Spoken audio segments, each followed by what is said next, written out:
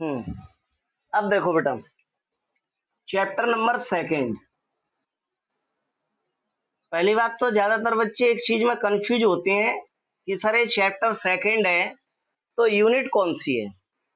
तो यूनिट अभी चेंज नहीं हुई है, यूनिट आपकी फर्स्ट ही है। यूनिट कौन सी है? यूनिट फर्स्ट है।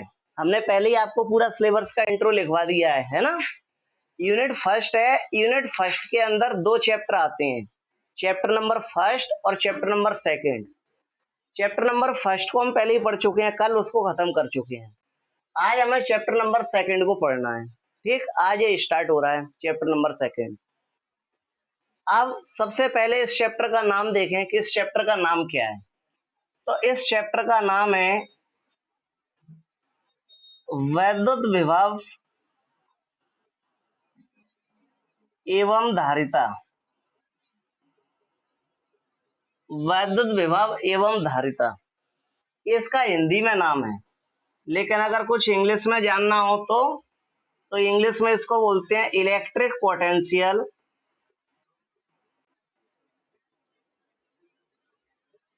Electric potential and capacitance. Electric potential and capacitance.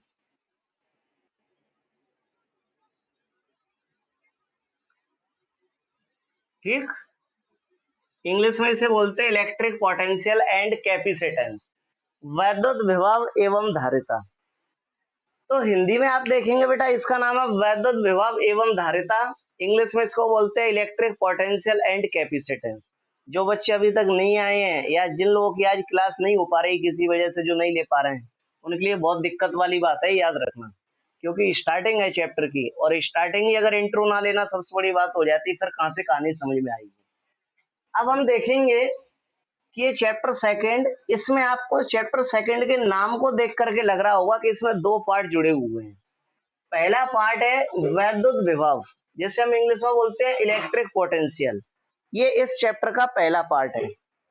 और इस चैप्टर का दूसरा पार्ट आप देखेंगे तो दूसरा पार्ट है धारिता, जिसको इंग्लिश में बोलते हैं कैपेसिटेंस। ठीक, होता क्या था, सन 2018 से पहले की बात करें तो सन 2018 से पहले एमपी बोर्ड का सिलेबस थोड़ा सा अलग था वैसे सेमी लगभग, और सीबीएसई का सिलेबस थोड़ा सा अलग था। दोनों के सिलेबस में थोड़ा बहुत डिफरेंस था। अब जैसे ही 2018 के बाद से सिलेबस मर्ज किया गया और अपने एमपी बोर्ड में एनसीईआरटी लागू हुआ, सीबीएसई वाला सिलेबस, तो पूरा पैटर्न वही फॉलो हुआ। और उस पैटर्न के दौरान क्या हुआ, पहले एमपी बोर्ड में हम फिजिक्स पढ़ते थे, तब वैद्युत विभव एक अलग चैप्टर था और धारिता एक अलग चैप्टर था। समझ रहे हैं? इलेक्ट्रिक पोटेंशियल एक अलग चैप्टर था और कैपेसिटेंस एक अलग चैप्टर था। कब? जब एमपी बोर्ड पढ़ते थे तब। लेकिन जैसे ये मर्ज हुआ है, एनसीईआरटी आया अपने यहाँ पर, तो एनसीईआरटी के दौरान क्या हुआ, वैद्युत विभव और धारिता जो कि अलग अलग चैप्टर थे, दोनों को मिला करके एक ही चैप्टर बना दिया, और जो चैप्टर नंबर सेकंड कहलाता है। अब इसके अंदर हमें दोनों चीजें पढ़ना है। पहले वैद्युत विभव के बारे में पूरा डिटेल में पढ़ना है, और फिर उसके बाद हमें धारिता के बारे में पूरा डिटेल में पढ़ना है। समझ गए? अब आप सोच सकते हैं कि जो चैप्टर दो दो चैप्टर को मिला करके बनाया गया हो, अब वो चैप्टर कितना बड़ा होगा। समझ पा रहे हैं बात को? पहले वैद्युत विभव अलग चैप्टर था, धारिता अलग चैप्टर था, दोनों को मिला करके एक ही चैप्टर बना दिया। अब दोनों को मिला करके एक चैप्टर बना तो दिया, चैप्टर नंबर सेकंड। अब ये चैप्टर काफी बड़ा हो चुका है, लेकिन टेंशन वाली बात नहीं है, इससे बड़ा चैप्टर अपन लोग पहले ही पढ़ चुके हैं। जो फर्स्ट चैप्टर था वो इसी के बराबर का था। ये दोनों मिलाकर के भी केवल फर्स्ट चैप्टर के बराबर है। समझ पा रहे हैं? तो ये आपका चैप्टर नंबर सेकंड है, ये आपका उतना ही बड़ा है जितना बड़ा आपका फर्स्ट चैप्टर था, और लगभग उतने ही दिन में ये पूरा होगा। हमने बोला था स्टार्टिंग के 3 चैप्टर फिजिक्स के बहुत बड़े हैं, उसके बाद तो फिर जल्दी जल्दी होते चले जाएंगे। तो ये उतना ही टाइम लेगा होने में। ठीक, कोई दिक्कत नहीं, दिक्कत टाइम की नहीं है। बात यहाँ है कि हम लोगों को अच्छे से समझ में आना चाहिए, तो क्लास का मतलब है। जब समझ में ना आए तो फिर क्लास का कोई मतलब नहीं है। अब हम बात करते हैं इस चैप्टर के बारे में। तो आप देख रहे हैं इस चैप्टर का नाम वैद्युत विभव एवं धारिता है। तो पहले हम वैद्युत विभव के बारे में पढ़ेंगे पूरा डिटेल में, और फिर हम धारिता के बारे में पढ़ेंगे। लेकिन इस चैप्टर को पढ़ने से पहले हम वैद्युत विभव, जिसे इंग्लिश में इलेक्ट्रिक पोटेंशियल बोलते हैं, इसके बारे में थोड़ी सी आप लोगों को जानकारी दे दें, थोड़ी सी बेसिक इंट्रो इसका हम दे दें आपको। तो वैद्युत विभव शब्द आप लोगों ने 10वीं क्लास में पढ़ा होगा, और 10वीं क्लास में कहां पर? साइंस में, ओम के नियम वाले चैप्टर में। जिस चैप्टर में ओम के नियम का क्वेश्चन था, उसी चैप्टर में आपने वैद्युत विभव पढ़ा हुआ है, और वहां वैद्युत विभव की परिभाषा भी थी, वैद्युत विभव किसे कहते हैं। और शायद हो सकता है कि एक आध बच्चे को अभी वैद्युत विभव की परिभाषा याद भी हो, जिसने 10वीं क्लास में याद की है, लेकिन वहां शायद आप लोगों ने केवल उस परिभाषा को रटा होगा, सीखा समझा नहीं होगा। यहाँ पर हम उसको सीखेंगे और समझेंगे, किसको? वैद्युत विभव को। वहां केवल परिभाषा पढ़ी है, यहाँ वैद्युत विभव के बारे में हम पूरा डिटेल में पढ़ने वाले हैं। सबसे पहले वैद्युत विभव होता क्या है? क्या हम लोग अपने आसपास वैद्युत विभव को जानते हैं? क्या ये हमारी डेली लाइफ में कहीं यूज होता है क्या वैद्युत विभव? तो ये बिल्कुल सही बात है कि हम सब लोग वैद्युत विभव को जानते हैं, और इसके बिना हमारा इलेक्ट्रिसिटी का कोई काम नहीं होता। वैद्युत विभव, जिसे इंग्लिश में तो वैसे इलेक्ट्रिक पोटेंशियल बोलते हैं, लेकिन हम लोग इसे अपनी भाषा में कुछ और ही बोलते हैं। होता क्या है, वैद्युत विभव का जो आविष्कार किया था, वो वोल्टा नाम के वैज्ञानिक ने किया था। वोल्टा नाम तो आप लोगों ने केमिस्ट्री में सुन लिया होगा, बहुत कलाकार वैज्ञानिक था। इसकी पूरी फैमिली की कहानी बताते हम जब फिजिक्स में सेल पढ़ाते जब, लेकिन जब से एनसीईआरटी आया, फिजिक्स के सेल हट गए, केमिस्ट्री के बचे हैं, तो अब जरूरत नहीं पड़ती सेल पढ़ाने की फिजिक्स में। तो हम देखेंगे वैद्युत विभव का आविष्कार वोल्टा नाम के वैज्ञानिक ने किया था। ठीक है, अब वोल्टा नाम के वैज्ञानिक ने वैद्युत विभव का आविष्कार किया, तो आप जानते हैं ज्यादातर साइंटिस्टों की एक ही कहानी होती है कि जब वो किसी चीज का आविष्कार करते हैं, तो उस पर अपना नाम जरूर रख देते हैं, जिससे उनका नाम हमेशा हमेशा तक जिंदा बना रहे। वो लोग एक ही सिद्धांत पर कार्य करते हैं, 100 साल तक जिंदा रहो ना रहो, एक ही दिन में काम ऐसा करो कि नाम 100 साल तक जिंदा रहे। वो इसी सिद्धांत पर काम करते हैं। तो उन्होंने खोज कर ली वैद्युत विभव की, अब काम कर लिया, अब उन्हें क्या करना है? अपना नाम 100 साल तक जिंदा रखना है। इसलिए इस वोल्टा ने क्या कलाकारी की कि जो वैद्युत विभव का एसआई मात्रक होता है, ध्यान से समझना सब बच्चे बात को, वैद्युत विभव का जो एसआई मात्रक होता है, वो एसआई मात्रक अपने नाम पर रख दिया। और क्या रख दिया? वोल्ट।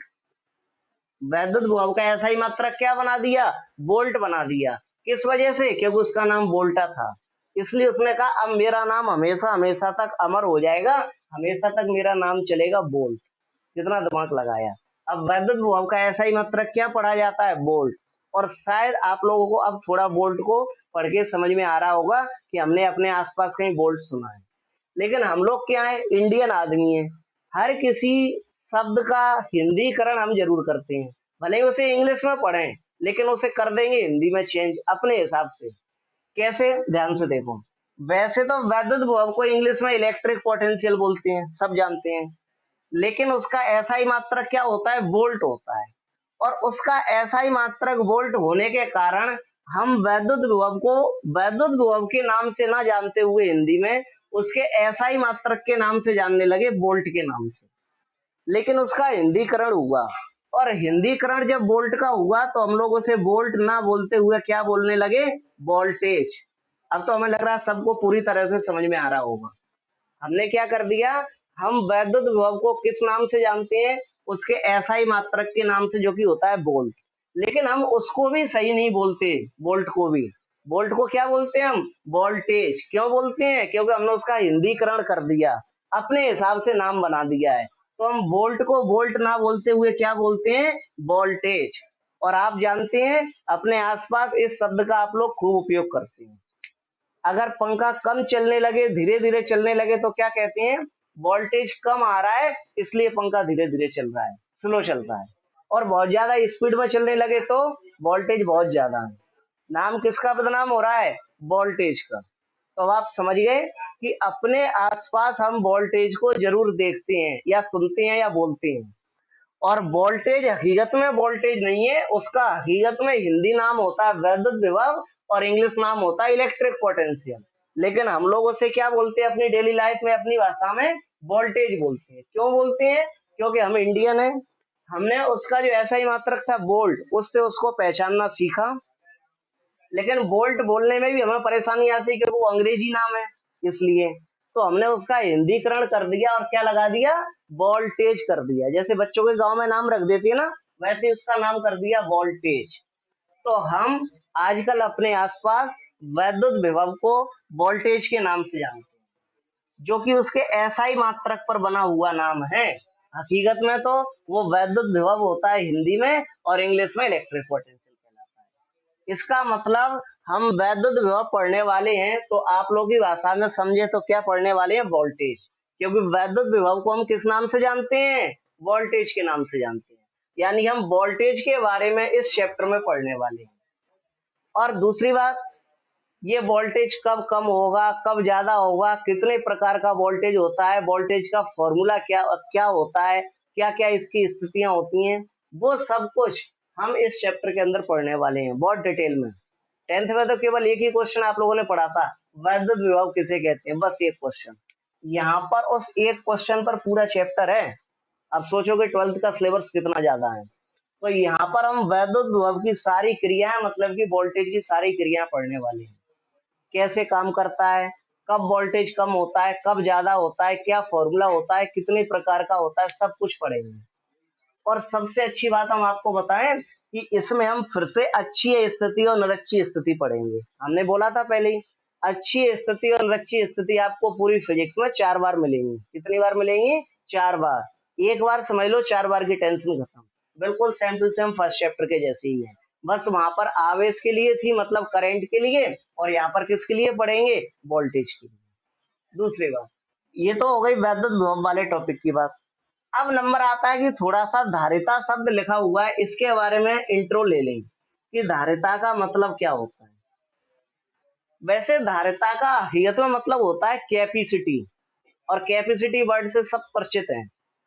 जैसे कि एक बच्चा सुबह सुबह 22 पराठे खाता है नाश्ते में, ये उसकी कैपेसिटी है, वो 22 क्या 24 भी खा सकता है ना। तो अब आप देखेंगे कैपेसिटी मतलब कि धारिता, जिसको हम शुद्ध हिंदी भाषा में अपनी लैंग्वेज में बोलते हैं क्षमता। क्या बोलते हैं, क्षमता। किसी के भी कार्य करने की क्षमता हो, चाहे खाने पीने की क्षमता हो, चाहे फिर वो पढ़ने की क्षमता हो, हर किसी चीज की क्षमता होती है। क्षमता मतलब कि धारिता, यानी कि इंग्लिश में जिसे हम बोलते हैं कैपेसिटी। लेकिन यहाँ पर ये जो कैपेसिटी पढ़ने वाले हैं हम, वो किसी की कैपेसिटी ना तो कार्य करने के लिए पढ़ रहे हैं, ना खाने पीने के लिए पढ़ रहे हैं, ना किसी और चीज के लिए। यहाँ पर हम कैपेसिटी पढ़ेंगे किसके लिए, वोल्टेज के लिए, कि कोई यंत्र है वो कितना वोल्टेज झेल पा रहा है, और उस वोल्टेज के अनुसार उसकी कार्य करने की क्षमता मतलब की कैपेसिटी कितनी बन रही है।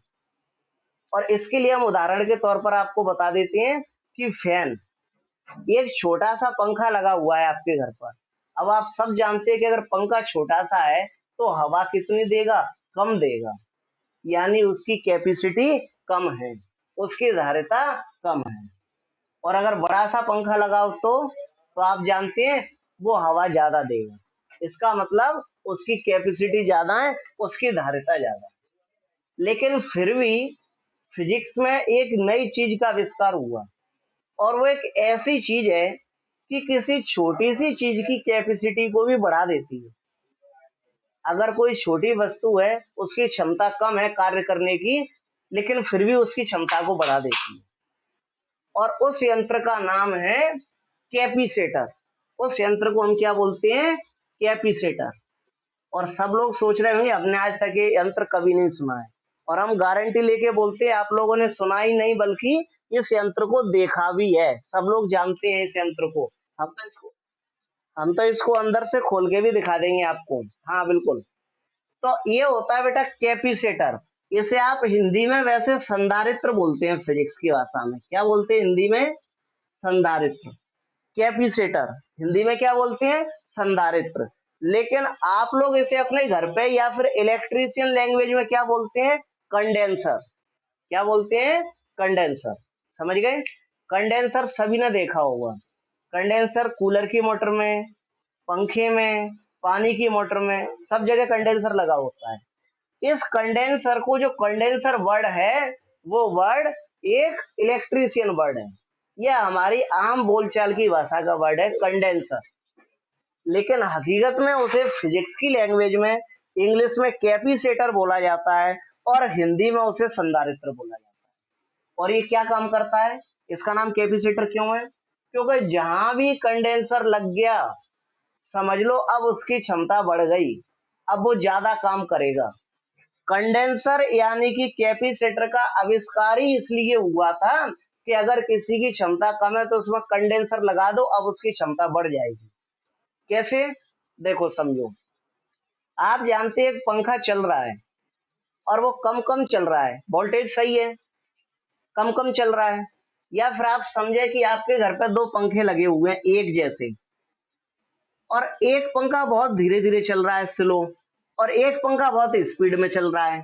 आप क्या कहेंगे इस मामले में, छोटे से छोटा बच्चा जो कुछ नहीं जानता, जिसने फिजिक्स नहीं पढ़ी, वो कह देगा इसका कंडेंसर खराब है इसलिए स्लो चल रहा है, और इधर वाला पंखा बहुत फास्ट चल रहा है स्पीड में, तो इसका कंडेंसर अच्छा होगा इसलिए वाला फास्ट चल रहा है। सब बच्चे जानते हैं बात। तो अगर किसी पंखे का कंडेंसर खराब है तो वो स्लो चलेगा, धीरे धीरे चलेगा। क्यों, क्योंकि आप ये समझो कि उसके अंदर कंडेंसर है नहीं, और कंडेंसर जब किसी पंखे में नहीं हो तो वो बहुत स्लो चलता है, धीरे धीरे चलता है। अब उसके कार्य करने की क्षमता बहुत कम हो गई है, अब वो हवा बहुत कम देगा। लेकिन जैसे ही उस पंखे में हम कंडेंसर लगा दें तो कंडेंसर लगाने से क्या होगा, उसकी कार्य करने की क्षमता बढ़ जाएगी, उसकी धारिता बढ़ जाएगी, उसकी कैपेसिटी बढ़ जाएगी। क्यों, उसकी कैपेसिटी क्यों बढ़ गई, क्योंकि हमने उसमें कैपेसिटर लगा दिया यानी कि कंडेंसर लगा दिया। और जब उसकी कैपेसिटी बढ़ गई कंडेंसर लगाने से, तो अब वो पंखा बहुत ज्यादा स्पीड में चलने लगेगा, और बहुत ज्यादा स्पीड में चलेगा तो क्या करेगा, ज्यादा हवा देगा। तो ज्यादा हवा क्यों दे रहा है, ज्यादा कार्य क्यों कर रहा है, क्योंकि अब उसके कार्य करने की क्षमता बढ़ गई है, उसकी स्पीड बढ़ गई है। किस वजह से, कंडेंसर की वजह से। क्यों बढ़ी, कंडेंसर की वजह से, क्योंकि कंडेंसर एक कैपेसिटर है जो कि उसकी कैपेसिटी को बढ़ा देता है, उसकी कार्य करने की क्षमता को बढ़ा देता है। तो हम इस चैप्टर में ये सीखेंगे इसके बाद कि जो अलग अलग डिवाइस हैं इलेक्ट्रॉनिक्स की, उनकी हम कैपेसिटी को किस तरह से बढ़ा सकते हैं, उनके कार्य करने की क्षमता को किस तरह से बढ़ा सकते हैं। और इसी टॉपिक के अंदर हम पढ़ेंगे फिर कंडेंसर के बारे में, कि किसी भी डिवाइस की क्षमता को बढ़ाने के लिए हम कंडेंसर का उपयोग करते हैं। कंडेंसर तो आप लोगों को समझने के लिए बोल रहे हैं हम, हकीकत में कंडेंसर को क्या बोलते हैं, संधारित्र। इंग्लिश में क्या बोलते हैं, कैपेसिटर। आपके घर पर कंडेंसर कोई पढ़ा हो तो उस पर देखना कैपेसिटर लिखा होगा इंग्लिश में, इंग्लिश में उसे कैपेसिटर बोलते हैं, है ना। तो इस चैप्टर के अंदर हम कंडेंसर के बारे में पढ़ेंगे, कैपेसिटर के बारे में पढ़ेंगे कि ये कैसे काम करता है, और फिर अलग अलग कंडेंसर को पढ़ेंगे। हमारे आसपास फिजिक्स में कितने प्रकार के अलग अलग कंडेंसर होते हैं, हर एक प्रकार के कंडेंसर को पढ़ेंगे। कंडेंसर कैसे बनाया जाता है, अंदर से कैसे बना होता है, कैसे कार्य करता है, सब कुछ हम पढ़ेंगे इस चैप्टर में। समझ गए। तो इसके अंदर दो टॉपिक है, सबसे पहले हम पढ़ेंगे वोल्टेज के बारे में, और उसके बाद हम पढ़ेंगे कंडेंसर के बारे में। ये तो आपके चैप्टर की बात हो गई। अब हम बात आ जाती है पढ़ने पर। ठीक, तो सबसे पहले आज अपन टॉपिक स्टार्ट करेंगे इसका कौन सा वाला, वैद्युत विभव वाला टॉपिक, जो कि लगभग 8-10 दिन तक चलेगा। और उसके बाद फिर आपका टॉपिक स्टार्ट होगा धारिता वाला, मतलब कि कंडेंसर वाला। ठीक, अब आप लोग सबसे पहले इस चैप्टर का नाम लिख लें, चैप्टर नंबर 2।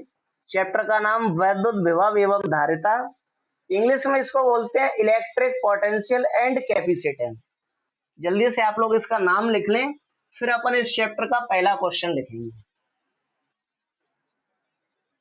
सब बच्चे जल्दी से चैप्टर का नाम लिख लें, और कोशिश करें हिंदी और इंग्लिश दोनों में लिख लें तो ज्यादा अच्छा है आप लोगों के भविष्य के लिए। हाँ,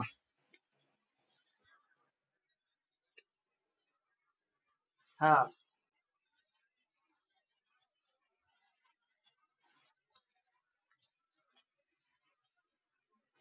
अभी हमने समझाई कहाँ है जो समझ में आएगा। अब हम समझाएंगे वैद्युत विभव के बारे में, जब हम बताएंगे ना वैद्युत विभव क्या होता है तब मालूम चलेगा, है ना, चिंता नहीं करो। अभी वो चीज हमने समझाई नहीं है। अभी तो आप चैप्टर का नाम लिख लो हिंदी और इंग्लिश में, उसके बाद हम वही समझाने वाले हैं जो आपने पूछा है।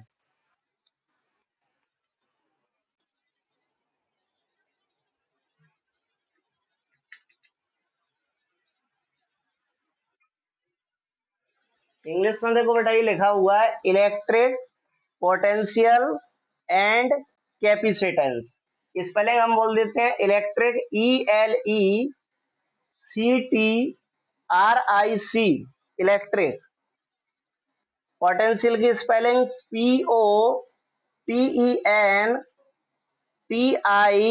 POTENTIAL, potential.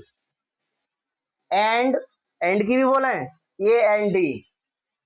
कैपेसिटेंस की स्पेलिंग देखो CAPACITANCE,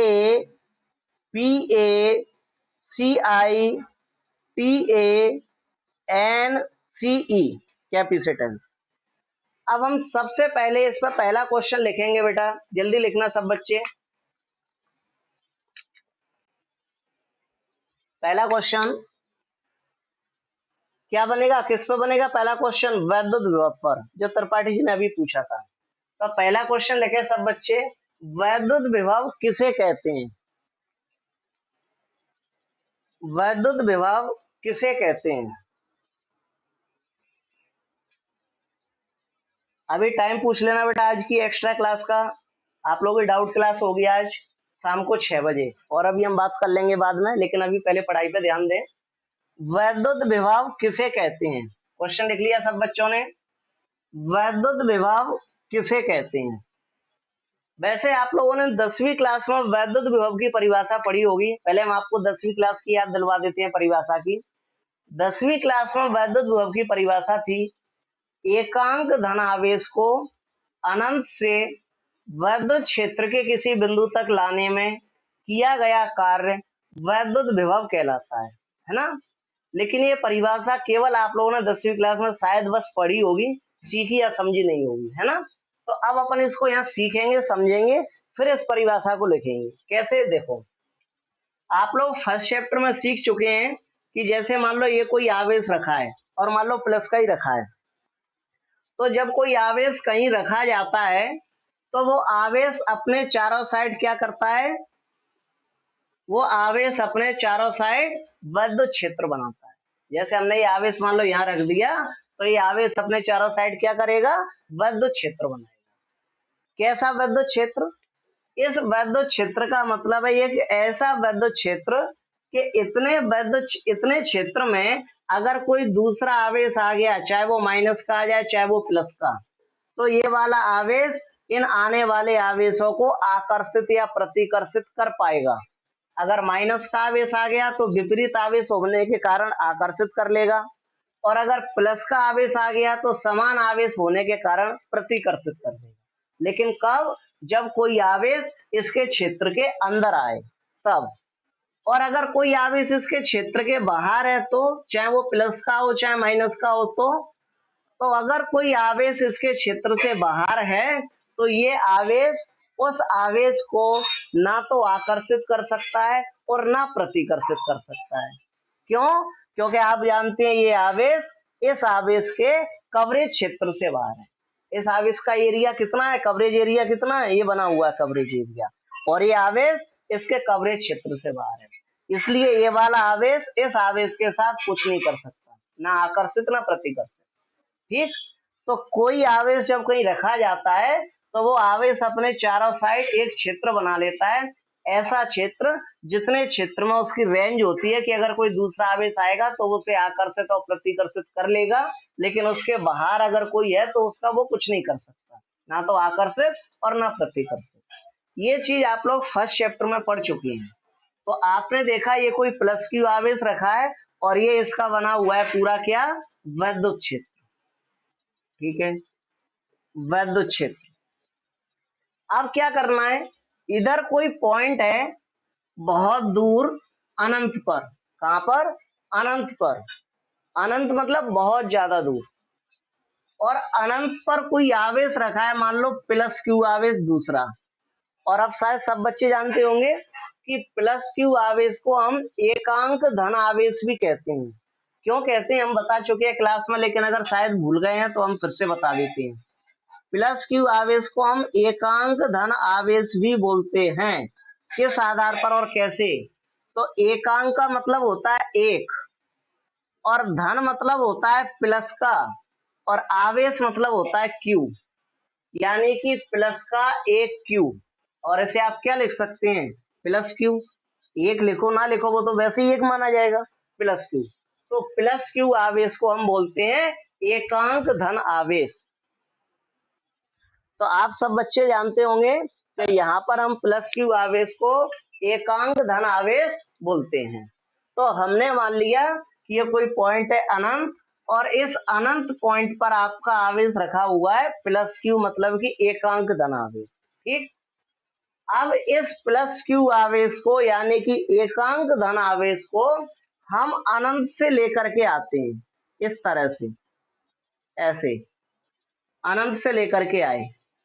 और कहाँ जा रहे हैं लेकर के? ध्यान से देखना। अनंत से लेकर के आएंगे और किसी दूसरे आवेश का जो विद्युत क्षेत्र बना हुआ है, इस विद्युत क्षेत्र के अंदर तक लाना है। कहाँ तक लाना है? इस विद्युत क्षेत्र के अंदर तक, और किसी भी बिंदु तक, चाहे तो यहां तक ले आए, चाहे तो यहां तक ले आए, चाहे तो यहां तक ले आए, चाहे तो इधर ले जाए, विद्युत क्षेत्र के अंदर कहीं तक भी लेकर के जाए। तो मान लो आप विद्युत क्षेत्र के अंदर इस बिंदु तक लेकर के आती हैं, मान लो नाम रख दिया बिंदु ए। इस आवेश को आप अनंत से लेकर के आए और कहां तक लेकर के आ रहे हैं? विद्युत क्षेत्र के अंदर बिंदु ए तक।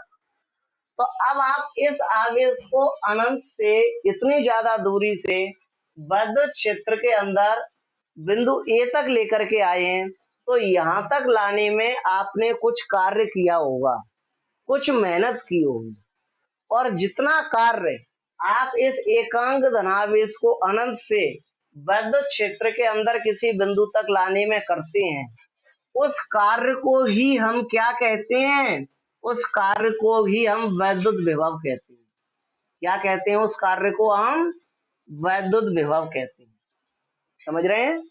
एकांक धनावेश यानी कि प्लस क्यू आवेश, इसे आप अनंत मतलब कि बहुत ज्यादा दूर से लेकर के आते हैं, और कहाँ लेकर आ रहे हैं? किसी दूसरे आवेश के विद्युत क्षेत्र के अंदर। तो दूसरे आवेश के विद्युत क्षेत्र के अंदर तक लाने में आपने जितना कार्य किया है, जितनी मेहनत की है, वो कार्य ही आपका क्या कहलाता है? वैद्युत विभव कहलाता है। मतलब कि कार्य आपका वैद्युत विभव के बराबर होता है, क्योंकि वो कार्य ही आपका वैद्युत विभव कहला रहा है।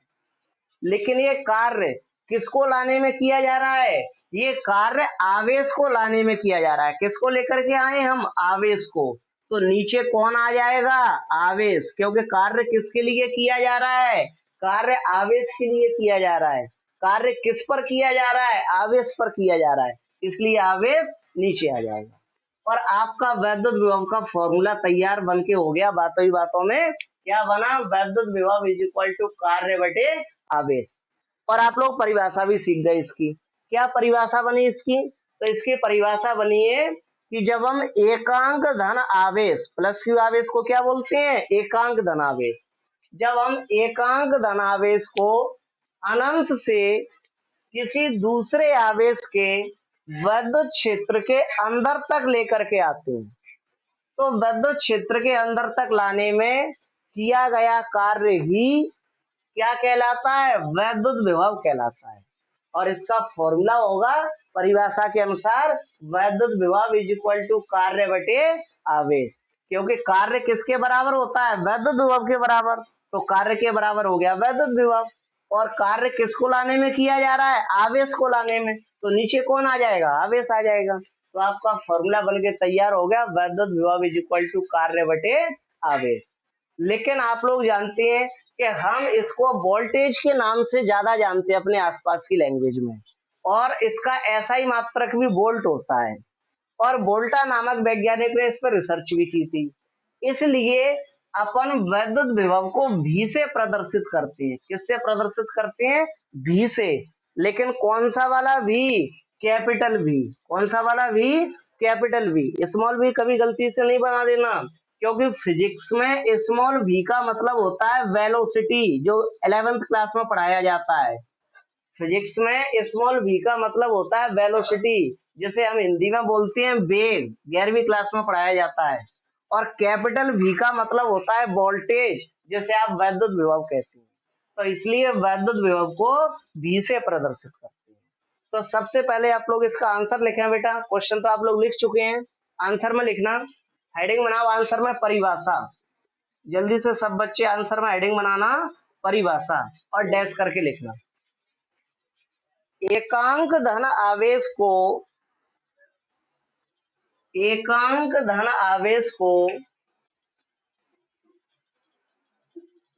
अनंत से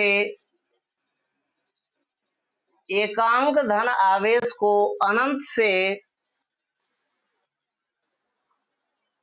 वैद्युत क्षेत्र के किसी बिंदु तक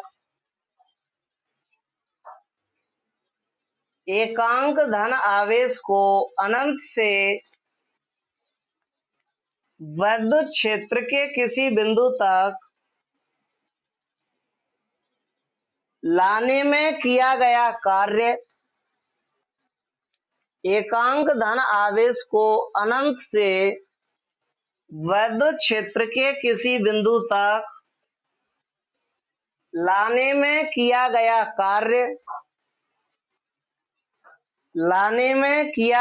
कार्य, वैद्युत विभव कहलाता है।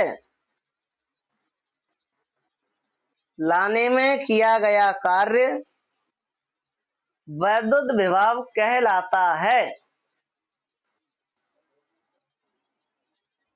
इसे V से प्रदर्शित करते हैं। कैपिटल V बनाना। इसे V से प्रदर्शित करते हैं। इसे V से प्रदर्शित करते हैं। अब आप लोग वैद्युत विभव का फॉर्मूला नोट करें। ये लिखा है वैद्युत विभव इज इक्वल टू कार्य बटे आवेश। वैद्युत विभव इज इक्वल टू कार्य बटे आवेश। फॉर्मूला लिखना जो कि परिभाषा से बनता है, अभी हमने बताया आपको। सूत्र लिखो वैद्युत विभव का। वैद्युत विभव इज इक्वल टू कार्य बटे आवेश। अब क्या होगा, अगर मान लो कभी हमें ये फॉर्मूला सिंबॉलिक रूप में लिखना हो, सिंबल मतलब संकेत के रूप में, तो कैसे लिखेंगे? वैद्युत विभव को किससे बताते हैं? V से बताते हैं। सब बच्चे जानते हैं। क्यों? क्योंकि हम इसे अपनी भाषा में वोल्टेज बोलते हैं, इसलिए। बराबर की जगह बराबर लगाओ। ध्यान से देखना, वैद्युत विभव को V से बताते हैं, V लिख दिया। बराबर की जगह बराबर लिख दिया। कार्य को इंग्लिश में क्या बोलते हैं? वर्क बोलते हैं। इसलिए कार्य को किससे बताते हैं? W से बताते हैं। फर्स्ट चैप्टर में भी बताया था हमने। तो कार्य की जगह क्या आ जाएगा? W आ जाएगा। अपॉन है तो अपॉन लगाओ। आवेश को किससे बताते हैं? सब बच्चे जानते हैं कि आवेश को Q से बताते हैं। तो आपका फॉर्मूला सिंबॉलिक या सांकेतिक फॉर्मूला क्या बन के तैयार हो जाएगा? V is equal to W upon Q. या तो आप उसे हिंदी में लिख सकते हैं वैद्युत विभव इज इक्वल टू कार्य बटे आवेश, लेकिन जब अपन डेरिवेशन करेंगे तो बार बार हिंदी में थोड़ी ऐसे लिख पाएंगे। तो कैसे लिखेंगे? V is equal to W upon Q. V मतलब वैद्युत विभव, W मतलब की वर्क यानी कि कार्य, और Q मतलब की आवेश। तो आप इसे भी नोट करें, V is equal to W upon Q. V is equal to W upon Q. अब आपसे कभी भी वैद्युत विभव का सिंपल फॉर्मूला पूछा जाए, वैद्युत विभव का सूत्र बताओ, तो आप बताएंगे V is equal to W upon Q, या फिर हिंदी में बोलना है तो वैद्युत विभव इज इक्वल टू कार्य बटे आवेश। ठीक। अब नीचे की लाइन से, वैद्युत विभव एक अदिश राशि है। वैद्युत विभव एक अदिश राशि है। अदिश राशि मतलब जानते हैं? जिसकी कोई दिशा निश्चित नहीं होती, जो किसी भी दिशा में जा सकता है, वो अदिश राशि है। वैद्युत विभव एक अदिश राशि है। अभी हम थोड़ा सा बताएंगे कि ये अदिश राशि क्यों है, और फिर हम इसका एसआई मात्रक, सीजीएस मात्रक और विमेय सूत्र सीखेंगे। ठीक है? कैसे? देखो, वैसे तो इसका एसआई मात्रक एक सेकेंड, हम देख लेते हैं गूगल ने क्या बोला है। हाँ, एक सेकेंड एक सेकेंड।